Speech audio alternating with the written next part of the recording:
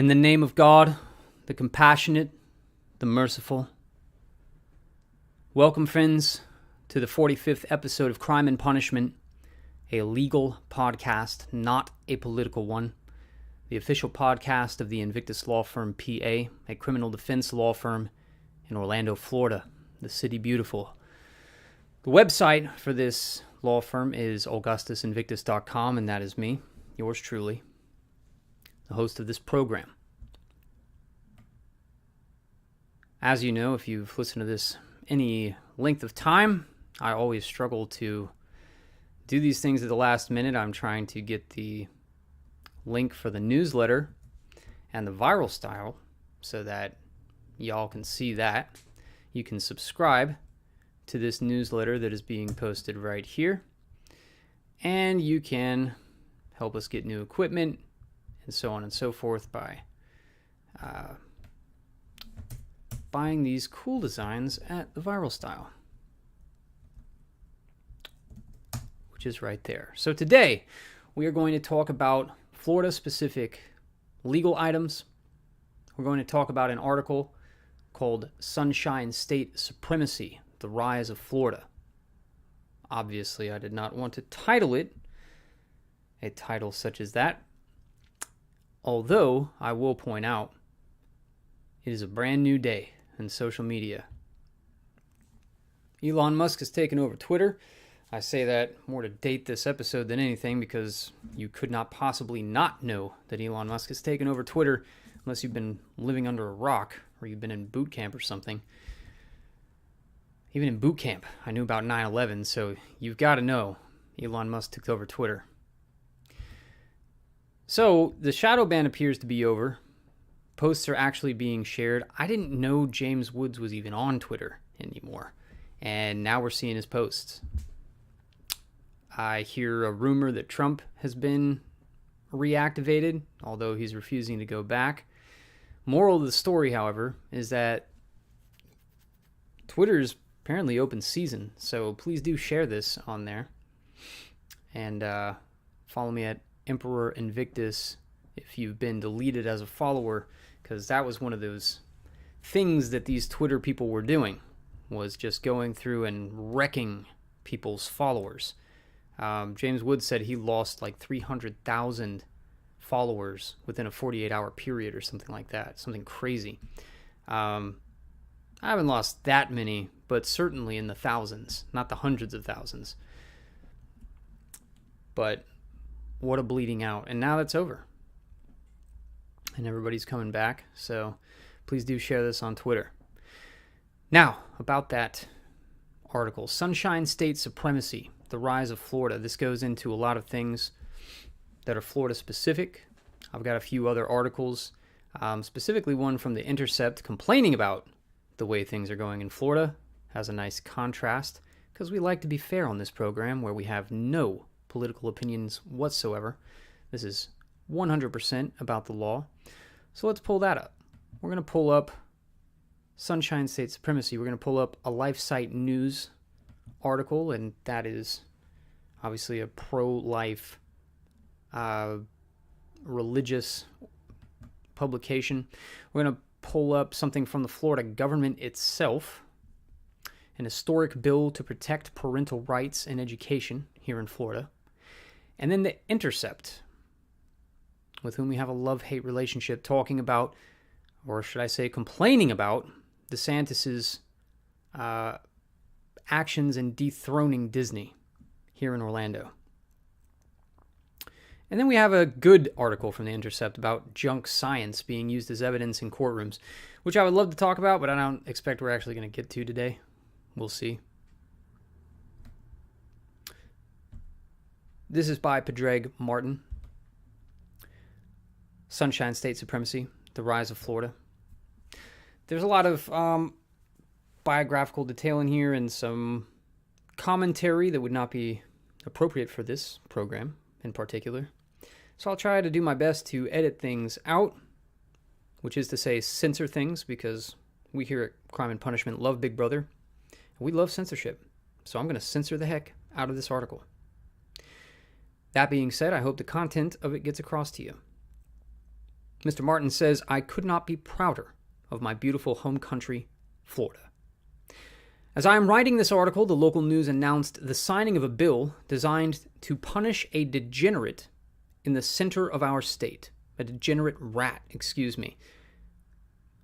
That's Disney. The rat, I assume, is Mickey Mouse. It's very colorful wording. This is from a week ago, by the way. This is not old news. The Florida House followed the Florida Senate with a bill to strip Disney of its sweetheart self-governance bill that included provisions such as self-certified construction permits, a complete in-state tax abatement, and its own unregulated civic services departments, fire department, police department, EMTs, etc. Governor Ron DeSantis indicated he would sign the bill. It is not just the Disney move, however, that has me so proud of the Sunshine State. Throughout this article, I will lay out the recent steps Florida has taken, which no other state has dared to do. Florida grows more and more independent each day, and Flexit, Florida's exit, seems to be gaining support among normie-cons and leftists alike. Again, we have no political opinions here. I'm just reading the article. I take no political stake in this article. Flexit is, of course, based on Brexit, Britain's infamous departure from the European Union. Yet before I, that is Mr. Martin, not me, before I cover the extraordinary moves Florida has made toward decoupling from the federal system, I want to gloat a little more about the Disney bill. I should say, as full disclosure, the author of this particular article is of the legal persuasion of that secession is legal. I'm not making any statements on that myself, but the author of this article does believe that secession is legal in this country, and it appears, though we can't be certain, it appears he is in favor of Florida's secession from the federal government. I don't know. I'm just imputing that based on my reading of the article. This is a legal analysis, not a political one. Moving forward, says Mr. Barton, Disney will now have to deal with the same bureaucratic inertia they love supporting for everyone else. Every time Disney wants to build a new ride or hotel, it will have to go through the county-to-state inspection process. For Disney, that means they will have to work within the confines of far-left Osceola and Orange counties, where they will not only have to deal with local technocratic malaise, but also county board meetings that can be disrupted by quote-unquote concerned citizens.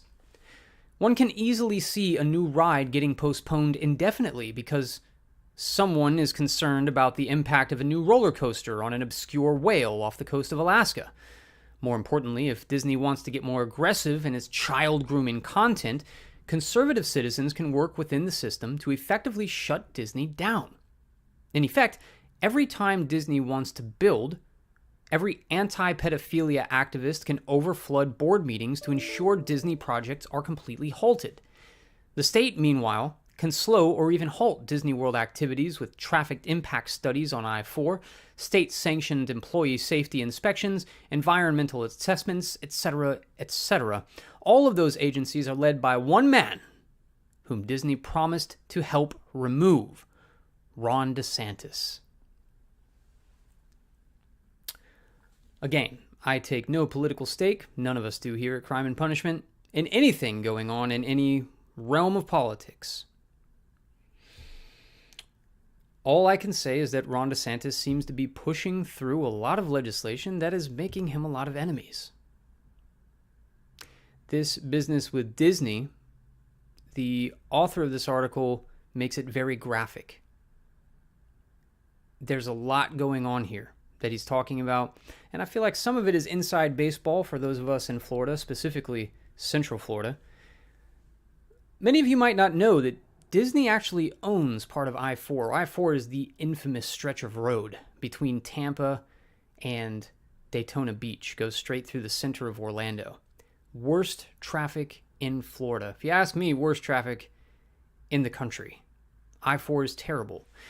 For the past 10 years, they've been actually trying to fix that. Well, 8 years now. I believe it started in 2014, if I remember correctly. I've been trying to fix it going through downtown Orlando because it was just an absolute nightmare. Most people don't know Disney actually owns part of I-4. The government doesn't. Disney owns a lot of land like they're their own fiefdom, their own kingdom. set apart from the Florida government or Osceola County or Orange County. That land is Disney land, quite literally, in every legal respect. The town of celebration, built by Disney, run by Disney. It's a beautiful little town. Not Florida. Not really. It is Disney, and they are the government there. And that's what this article is getting at. Disney has had its run for decades and decades, and it's done a great job. No one in Florida complains about Disney running the show. The roads are good, the neighborhoods are good, everything is great where Disney owns the property, which is kind of the libertarian argument, right? Give things to private ownership, and they have an incentive to take care of it. However, when they start getting involved in politics and start trying to affect legislature in Tallahassee, and Tallahassee's a long way from here. Absolutely not on I-4. I-4 does not go to Tallahassee. When they start trying to affect public policy in Florida, well, then certain politicians can take certain actions against the actions of certain politicians that happened back in the 1960s. Fun fact, not fun, but interesting historical fact, the day that Walt Disney was flying over Kissimmee looking for the land and picked out the land that would become Disney here, that was the day that JFK was shot. That's a true story. Anyway, there's a lot of inside baseball, a lot of politics here in Central Florida, all concerning Disney. And there's a lot in the news, and if you are of the conservative persuasion, which we are not, you might be offended by some of the things coming out of Disney concerning kids, concerning basically what appears to conservatives, not us, but to conservatives to be gay propaganda, is how the conservatives have put it, in Disney movies and Disney policies. Well, that's going to set off a firestorm in Central Florida, where there actually are a lot of conservatives, or in Florida in general, where they elected Ron DeSantis. Mr. Martin continues, but it gets better. Heretofore, Disney has enjoyed its own police force. It is also known for aggressively enforcing its amusement park rules. Very true. Another fun fact, when I was 15, I was kicked out of Pirates of the Caribbean. Yep. By Disney police. As a private entity, Disney has enjoyed the luxury of limiting public exposure of incidents involving unruly Disney guests and the enforcement mechanisms they use to extract said guests. In fact, Disney has its own temporary jail system. I suspect that neither Osceola nor Orange counties have the law enforcement capacity to absorb Disney's vast responsibilities.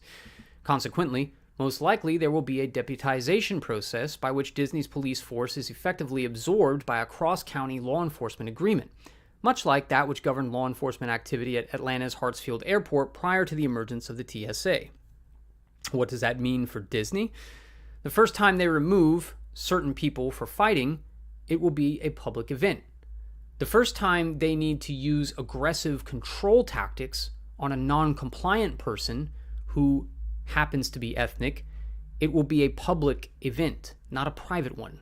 The first time they extricate a black family for, say, unruly behavior, this is Mr. Martin's example, not mine, it will be a public event, not a private one. In other words, Disney should prepare for the Black Lives Matter treatment that they have financially supported to put other amusement parks without sweetheart deals out of business.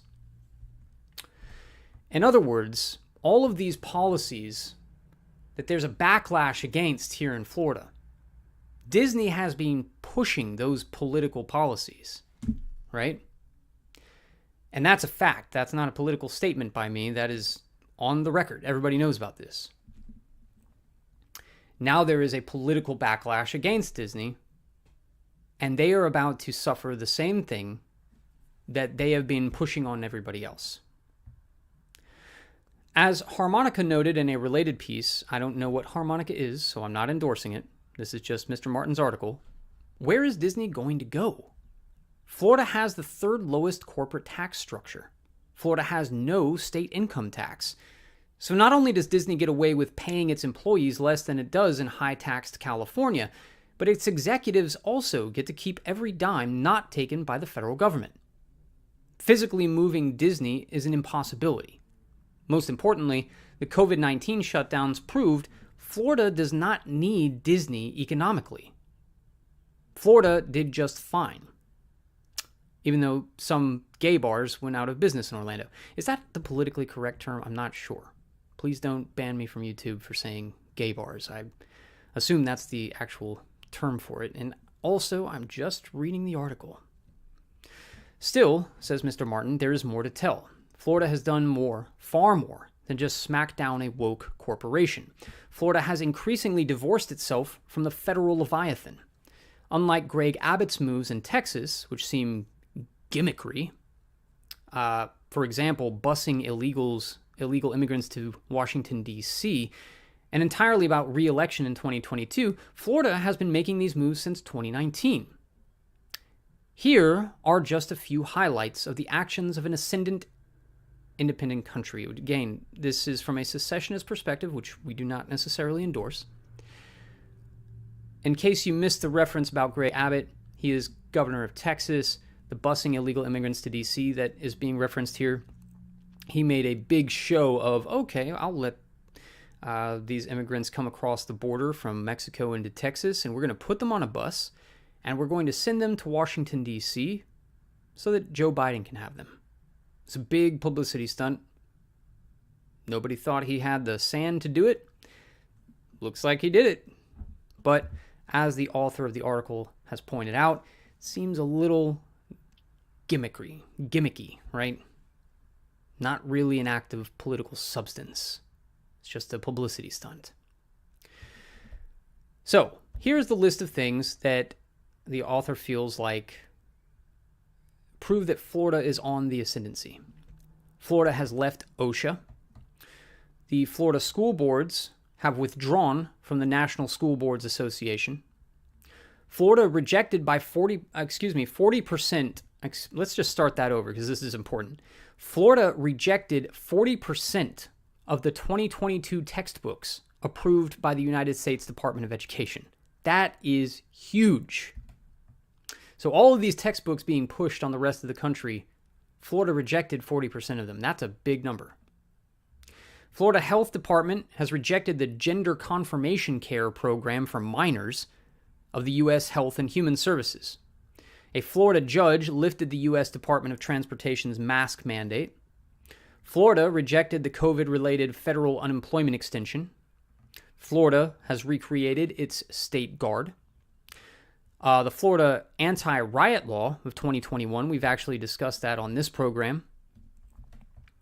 Florida stood strong against the COVID phenomenon. That is the list that we're going to talk about today. We've got 40 minutes left. Let's see what's going on in the chat before we proceed here. Richard says, greetings from Central Florida. Greetings back at you from Central Florida. Storm Hunter says there are too many profanity deleted moving here. I couldn't agree more. There are too many people moving here, that's for sure. It's like when you have a mass group of people, let's say coming from, I don't know, New York. No offense to New Yorkers. Some of my best friends are New Yorkers. You have a mass exodus from New York to Florida. Are there going to be no changes to Florida whatsoever?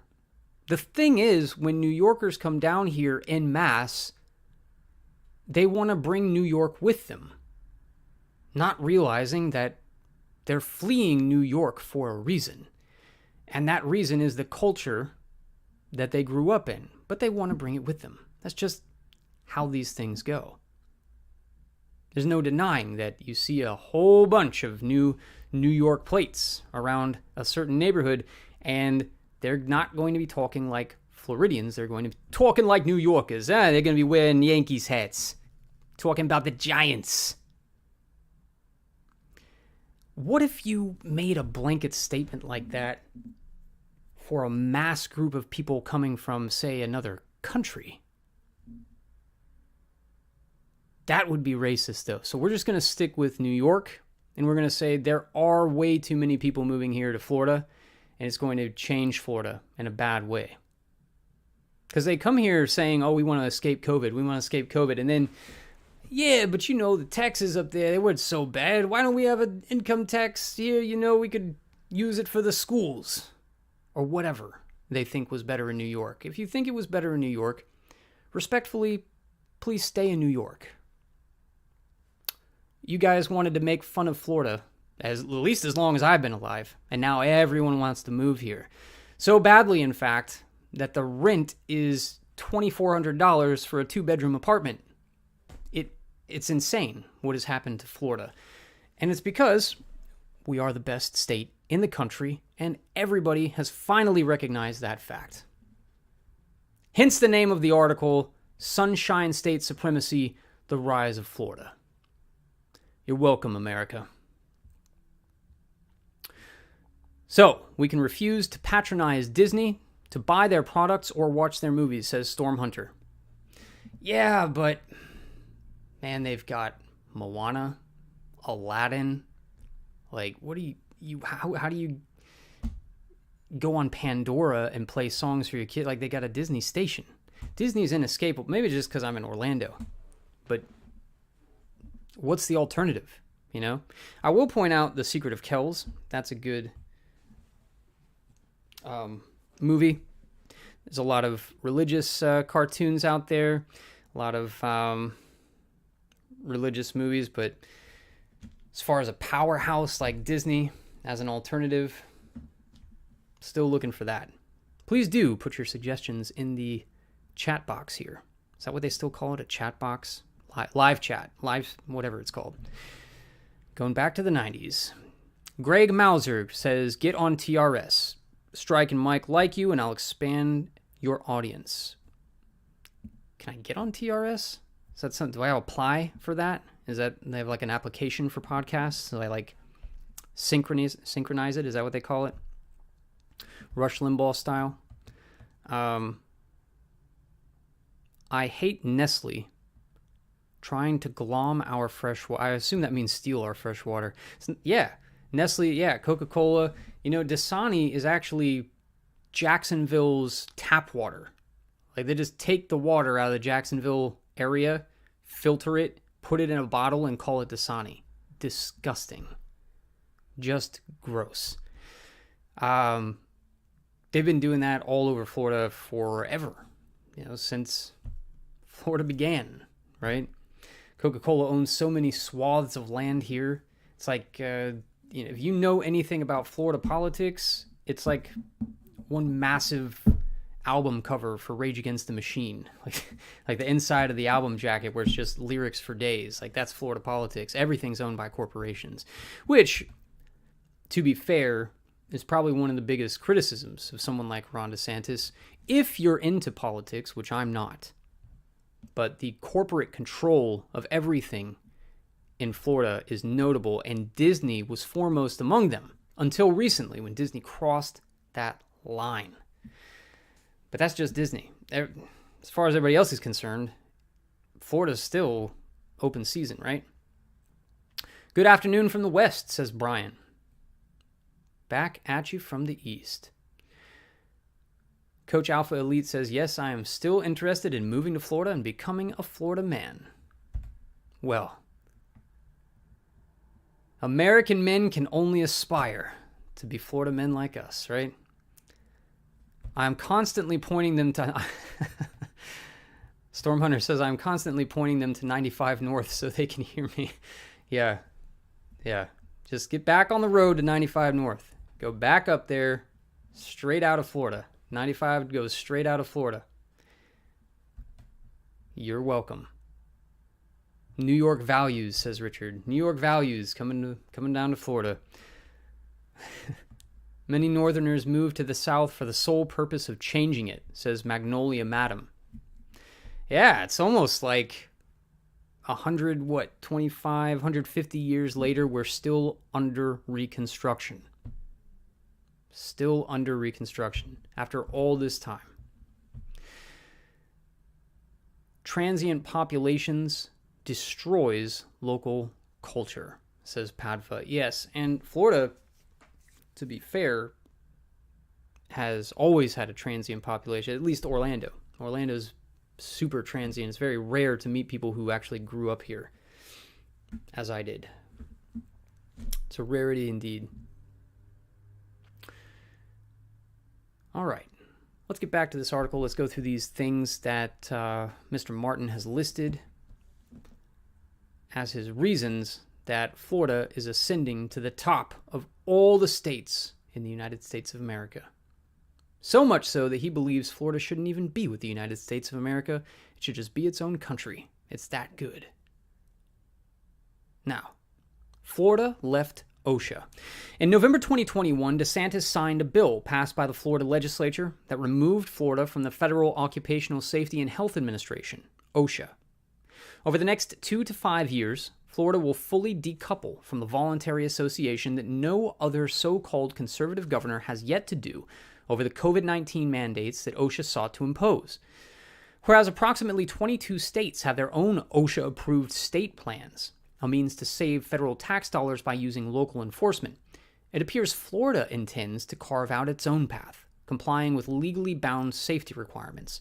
In other words, in the event of another quote-unquote pandemic, Florida reserves the right to say no, unless Congress passes a law to demand such action.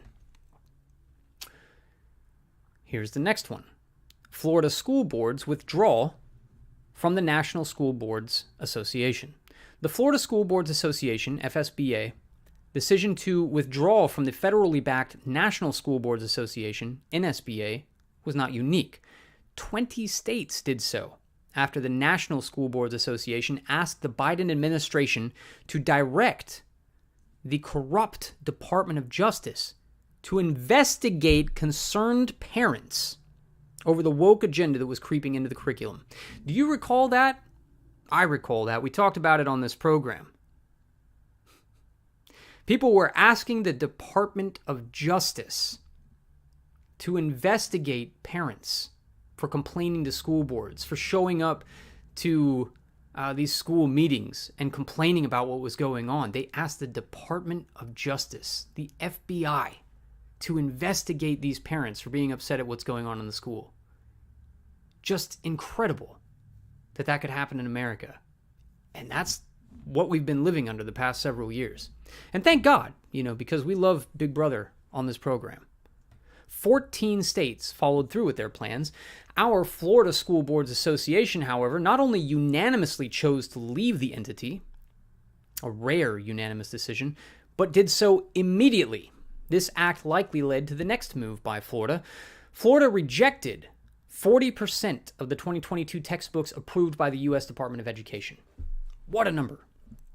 The Florida Department of Education recently rejected 40% of new math textbooks for children K through 5th grade because they contained LGBT and CRT, that is critical race theory propaganda, into their lessons, as well as Common Core.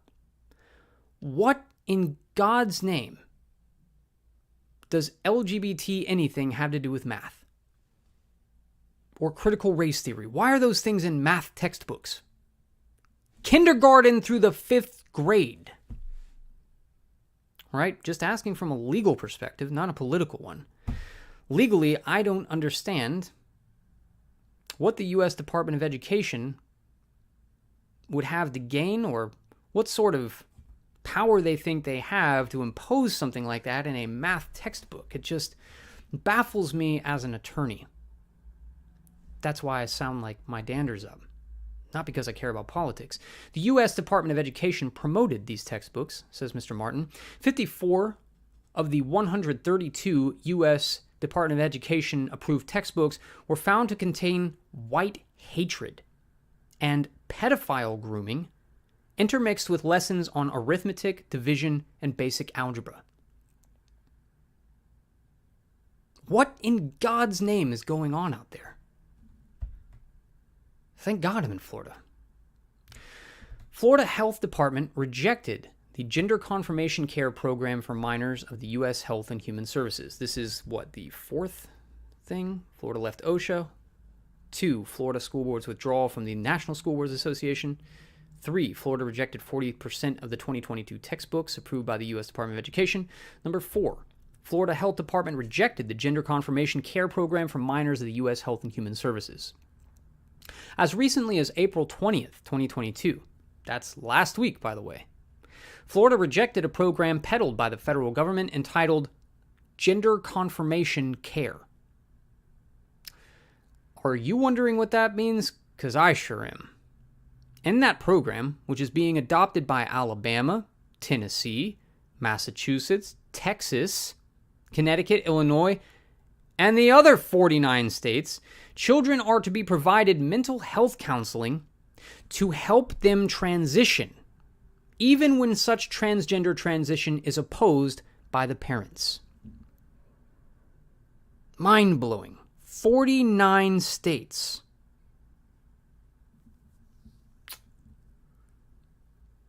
"49 states are adopting this gender confirmation care. Only Florida has rejected it.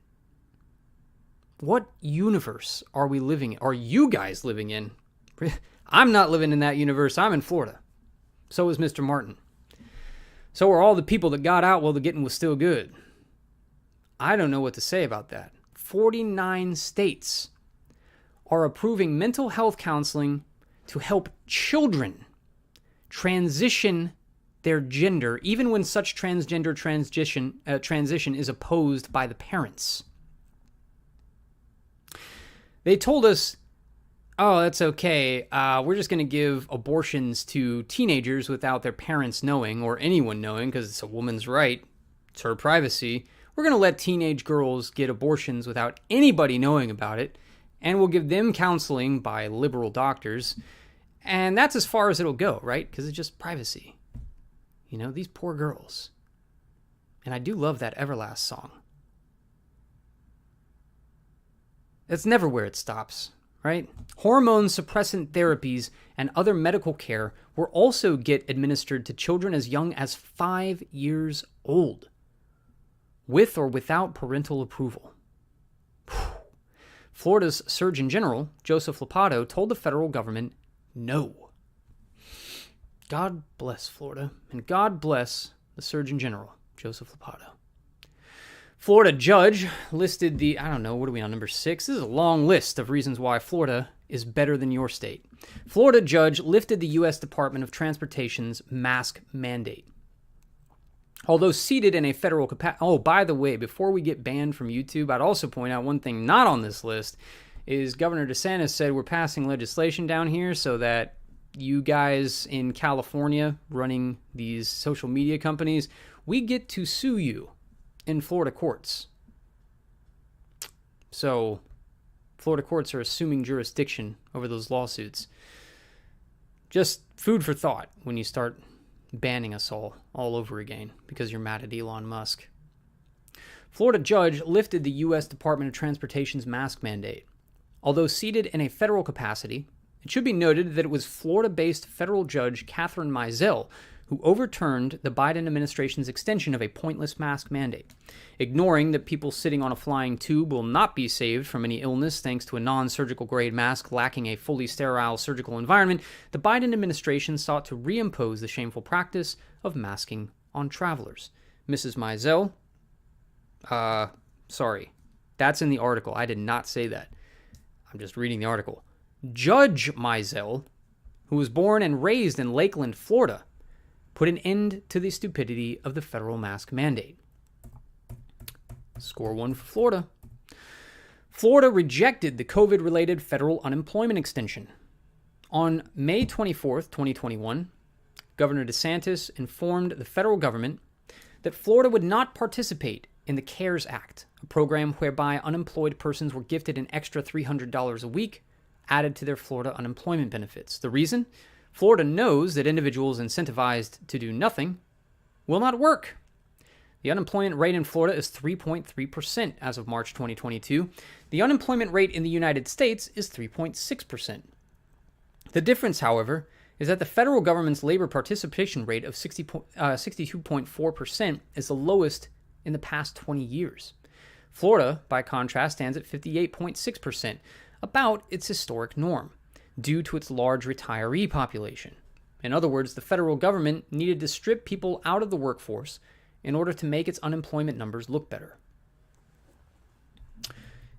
And got two more here. Next one is Florida recreates the state guard. Florida has just reinstated the Florida State Guard. Superficially, this seems like a nothing burger. Scratch deeper beyond the surface, however, and you will see a very interesting platform. Whereas many states have state guards, including Virginia, Ohio, Louisiana, and Alaska, among others, Florida's state guard has a unique mandate. Florida is empowering its own weapons procurement program. It has chosen not to outsource weapons purchases to the General Services Administration or the U.S. Department of Defense. From what I can tell, that is Mr. Martin, not me, Florida will be the only state to run its own weapons contracts. Ostensibly, Florida chose to reinstate the State Guard to address natural disasters and civil unrest. The former is intuitive. Florida is prone to hurricanes and tornadoes, which the federal government has already indicated a propensity not to address when it dislikes the political party in power. The latter, that is, civil unrest, is likely tied to a new bill Florida passed in 2021. This is a bill we have discussed previously on this program. I'm sorry, there were a couple more, but this is this is the sexiest one, right? This is the one everyone loves to talk about. This is what put Florida on the map, and DeSantis specifically. Florida's anti-riot law of 2021. Billed as some crazed fascist suppression of Antifa and Black Lives Matter, Florida's anti-riot law of 2021 does reintroduce the rule of law, where the threat of extreme leftist violence can potentially manifest, as witnessed from Portland to Minneapolis, New York City to Atlanta. And that law, which is lamented by the federal agencies that enjoy burning cities to the ground during election years, the state of Florida can charge an individual with a violation if, during a protest, the individual blocks traffic, initiates violence against counter-protesters, assaults law enforcement, or damages property. Federal agents acting as rioters are not immune to state prosecution. I think that is the most important line in this entire thing, and I'll come back to that. In addition, unlike states such as North Carolina, whereby communists tore down historic monuments in front of hapless deputies, Florida has a monument protection clause. If you harm an historic monument in Florida, it is now a felony. Although an Obama-appointed federal judge blocked the law temporarily, the law appears to have a good chance of being reinstated by the 11th Circuit Court of Appeals. Now, going back to this particular sentence, federal agents acting as rioters are not immune to state prosecution. I like that one. However, I will point out what we pointed out when this law first went into effect, when we discussed it on this program last year. What this law does is effectively create a police state in Florida. It grants a lot of power to the police. I likened this to the paramilitary training law that we have in Florida. There is a law that outlaws paramilitary training. You hear paramilitary training as part of a criminal statute, like, what are you talking about? How could paramilitary training possibly be illegal, especially in a place like Florida? Here's how, and this is important, and this is why I was never a supporter of the anti-riot law, and quite frankly, I'm not now. Back in those heydays, the 60s and 70s, when the left was actually trying to overthrow the government by violent means, they passed a bunch of laws to stem that tide, right? A bunch of them were about explosives, right? There's the example here is about explosives. federal government passed a law saying if you teach the creation or use of explosives to a person and you know that that person is going to use that knowledge for civil disturbance, you are guilty of a felony, right? So for instance, if I recall correctly, it's been years since I've done research into this, but there was a case in Michigan where some people had taught these these students, like college students, how to use incendiary devices. I don't recall if it was napalm or pipe bomb, something to that effect. And they went and used this to like free a bunch of animals in a lab or something like that. They were like the eco activists or whatever. Burn down these buildings, right, to let the animals out. That's where they started using statutes like that. You taught these people, you knew they were going to use it for civil disturbance, you were guilty of a felony. Well, that was a federal law that the states then started patterning their own laws after, and Florida did the same thing. They wrote a statute saying the exact same thing, not about explosives necessarily, but about paramilitary training, shooting of weapons, anything having to do with paramilitary training. If you teach someone how to do these things, and you know or should know that they are going to use it for civil disturbance, you're guilty of a felony. That sounded in the 70s, 60s, maybe 80s, I don't know, like it made sense, right? These lunatics are bombing the Pentagon, robbing banks, kidnapping people, blowing stuff up. I mean, it was crazy. So you'd think these laws will protect against that stuff. They do that here in Florida, we're going to get them. We catch a hippie commune teaching people how to shoot, and they're going to go rob banks and, commit terrorist acts. Well, we've got this law in place now where we can prosecute them. Only those laws then remain dormant for decades until somebody's running for office, let's say for state attorney here in Orlando, and they dig up one of these statutes and they use it against whatever group happens to be in vogue as the villain at the time. And in 2012, that was not hippies trying to overthrow the federal government, but you guessed it, white supremacists, the Nazis. So they let these statutes lie dormant for decades, and then they use it against the right wing. So I see the same thing with the anti-riot law. Oh man, so based, bro. DeSantis passed this law, and now Black Lives Matter can't stand in the street stopping traffic. Antifa can't hit people with bricks at a rally. Cool, man. They'll go to jail now. Yeah, but then these things died down, and 30 years from now, they're going to be using this exact law against your kids and your grandkids. That is my concern. You do get that one little nugget of gold, though. Federal agents acting as rioters are not immune to state prosecution. That's just beautiful. An implicit acknowledgement, maybe even explicit acknowledgement, that the feds are behind all of this.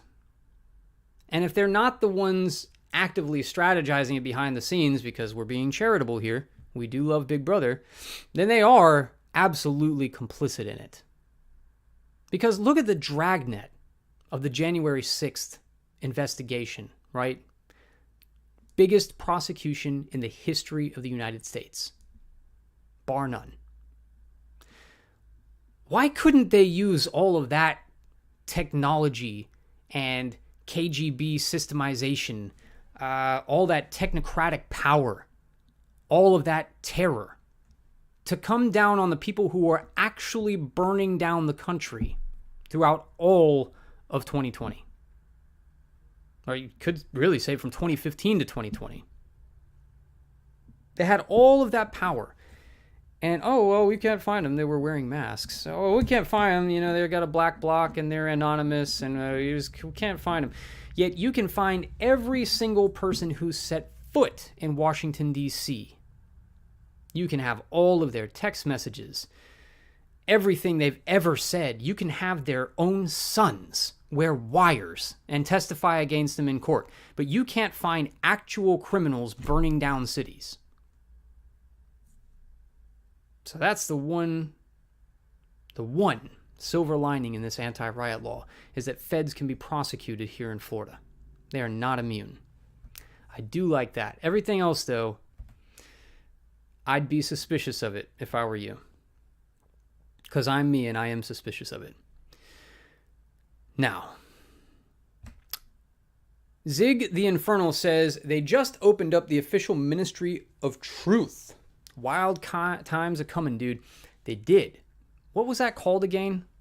The disinformation... you know what? I posted it on Twitter. The weirdest thing, man, they posted this thing bragging about, oh, look at this good stuff we're doing because we are going to eradicate this disinformation about Russia. We're going to get rid of all these false stories. And here's the follow-up tweet that I'm putting in this thread. Here's a picture of me. Some broad, like just some woman that I guess Disinformation Governance Board. Nina Yankovic, right?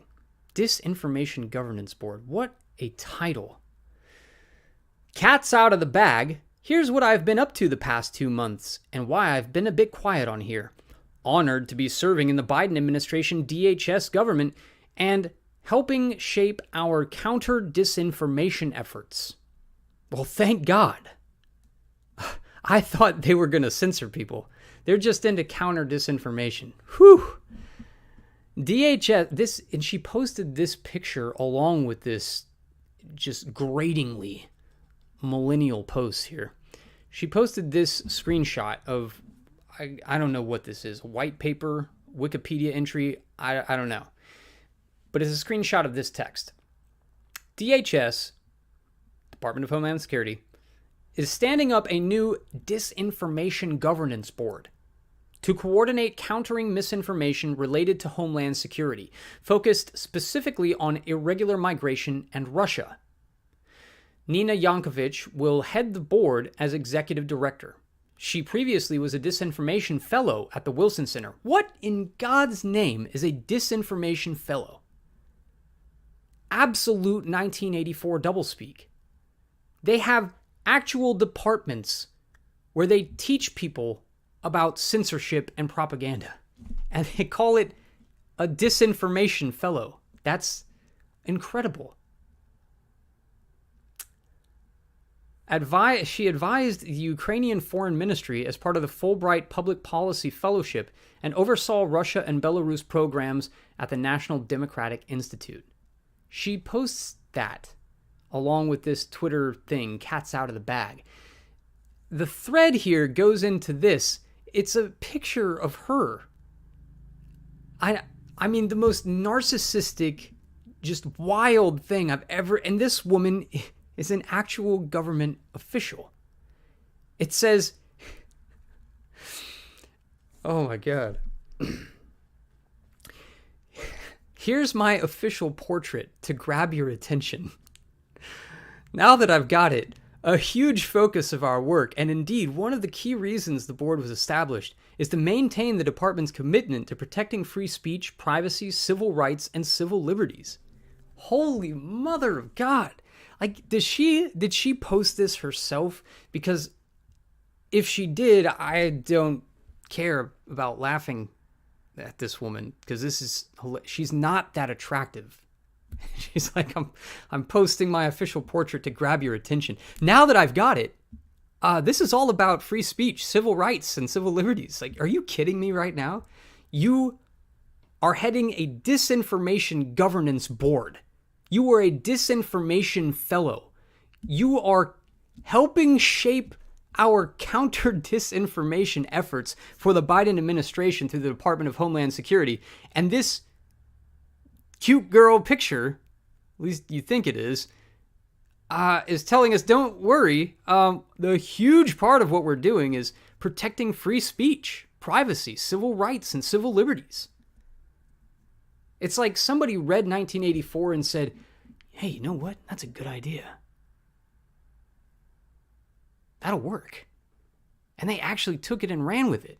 It's like living in a Kafkaesque nightmare that I just cannot wake up from.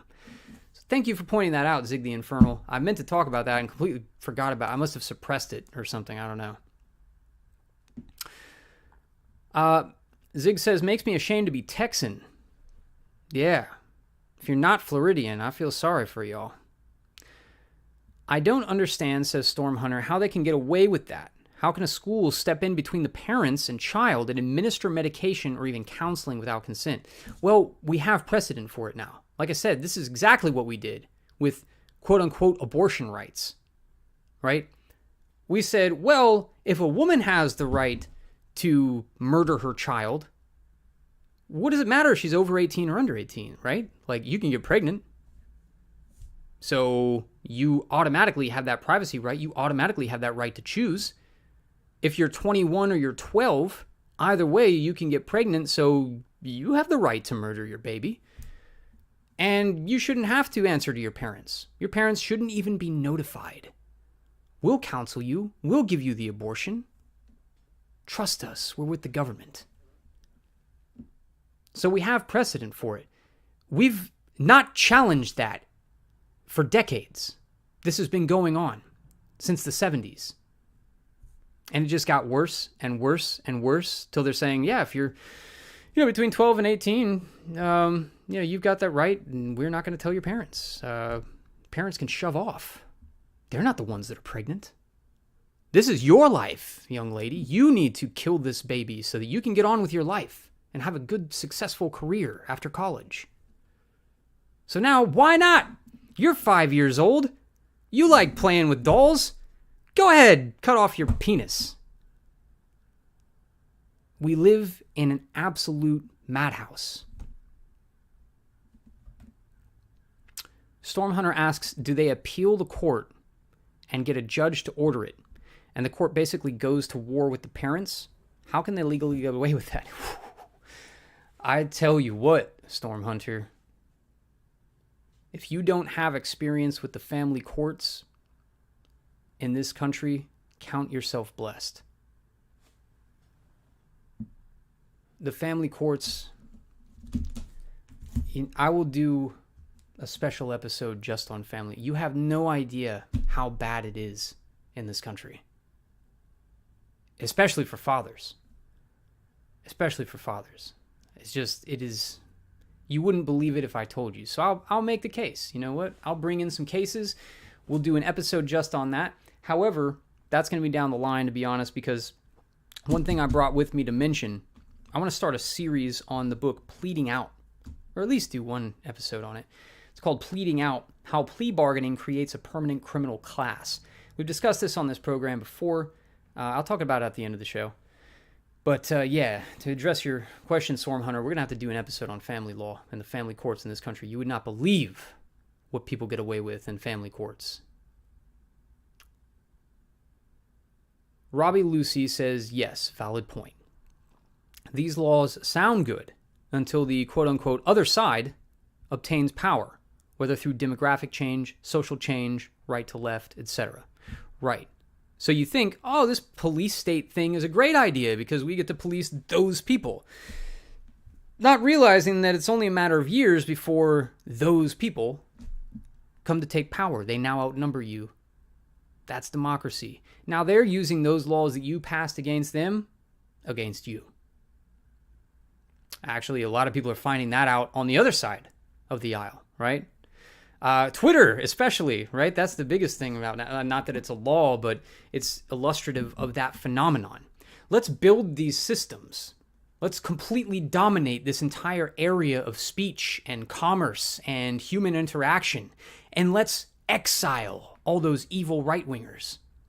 And then some lunatic right-winger, well, centrist, which at this point is a madman right-winger, comes in and buys Twitter, privatizes it, and now that whole system you've set up. God help you. So yeah, you do the same thing with legislation. You pass laws that you think are going to just stomp your opponents into the ground, and then 10 years later, those opponents are wielding that power that you should never have given to the government or the police. So, as much as I'd like to rejoice when I see that these actual criminals are being gone after, I can't rejoice when I see that it's empowering the police who are already out of control all over in the country, and that includes here in Central Florida, especially in Orlando. Howdy, Augustus, says Ulfric. I hope you're having a wonderful Friday. Cheers, brother. Cheers back at you. I am having a pretty darn good Friday. And I get to pick up my sons in just a few minutes after this show. All right, let's see. Do we have anything left in this article? I think we got... Oh, yeah, we were talking about the anti-riot law. Right. And then Florida stood strong against the whole COVID phenomenon. Probably the most fantastic pushback of Florida. This is continuing with our article, Sunshine State Supremacy, the Rise of Florida, for those who missed the beginning of this episode. Going back to the article by Mr. Martin, probably the most fantastic pushback of Florida occurred throughout the so-called COVID pandemic. While the rest of the country seemed to lose its mind over COVID, I'm not going to get into the sensationalism. Florida closed for about a month before reopening its businesses, beginning with partial openings and some limitations. Shortly thereafter, Florida seemed to open fully. With each new variant, leftist-run states shut down again, devastating small business owners, functional society, child development, relationships, and so much more. The draconian lockdowns led to increased suicides, alcoholism, drug addiction, and spousal abuse throughout the country.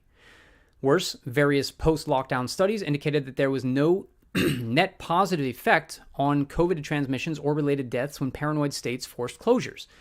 The state that remained freest throughout the pandemic, Florida, had the largest immunocompromised population in the country due to retirees and the lowest proportional deaths and infections in the United States. In other words, we had the most old people, and yet we also had the lowest number of deaths and infections in the entire country. How did that happen? Despite various attempts by the federal government, Trump and Biden, to shut down the Florida economy, Florida said no. When Biden attempted to impose a new COVID order that would have forced vaccinations of employees with 100 employees or more, Governor DeSantis led Florida out of OSHA, while the Florida legislature passed an Employee Protection Act. In its totality, Florida has led nearly every anti-federal and anti-leftist initiative in the United States. I say that because I'm reading the article, not because I have any political position. Are we perfect in Florida? Of course not, says Mr. Martin. No government is perfect. DeSantis is... I'm just going to skip over that because it's not really germane to our discussion of legal matters today. So, that's basically the list of what Mr. Martin believes are legal matters leading to the ascendancy of Florida. One thing I noticed he did not put was this article, is summarized here on LifeSite News. DeSantis signs 15-week abortion ban ahead of crucial Supreme Court decision. The new law is expected to save the lives of thousands of Florida's unborn babies every year. Today, Florida's pro-life governor, Republican Governor Ron DeSantis, signed into law a bill prohibiting abortions in the Sunshine State after 15 weeks gestation. Now, this was not today. This was actually 2 weeks ago, April 14th. Expected to save thousands of Florida babies every year, HB 5, or the Mortality Reduction Act, is slated to take effect July 1st, 2022, and will outlaw the killing of most unborn babies determined to have been conceived at least 15 weeks prior. I think that speaks for itself. You don't need my commentary on that. You've also got this thing about protecting parental rights in education. This is about the Don't Say Gay bill. I don't know who called it that, whether it was the right or the left, but basically they were teaching our kids all of this LGBT stuff in public schools. DeSantis passed a law to say no. Kindergarten through third grade, we're not doing anything like that. No instruction on sexual orientation or gender identity. None of that insanity. He also, we just passed a law requiring financial literacy courses as part of high school graduation requirements for Florida public schools. These things did not make Mr. Martin's list, but they make mine. And then you have The Intercept complaining that the attacks on Disney may violate the First Amendment. Well, unfortunately, we've run out of time, so you can Google that Intercept article on your own time. While we are here, though, I'm going to do what I always do, struggle to find the links. So here is the newsletter. Please sign up for the newsletter. One will go out hopefully today. I should have put it out today before the program, but I've got like actual law firm work to do. And here is the viral style. So please help us get some equipment here. Roots and Rizos says, that's awesome. Florida is doing good things lately. 100%. A lot of great things going on all over the place. Not just in Florida, also in America. Got Elon Musk taking over Twitter. The shadow ban is over, so please share this on Twitter.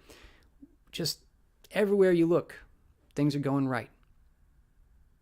So keep your heads up, everyone. I hope you all are staying in school. I hope you all are doing constructive things. Stay out of trouble, for the love of God. And let's share some stuff on Twitter. Till next week, everybody. Adios.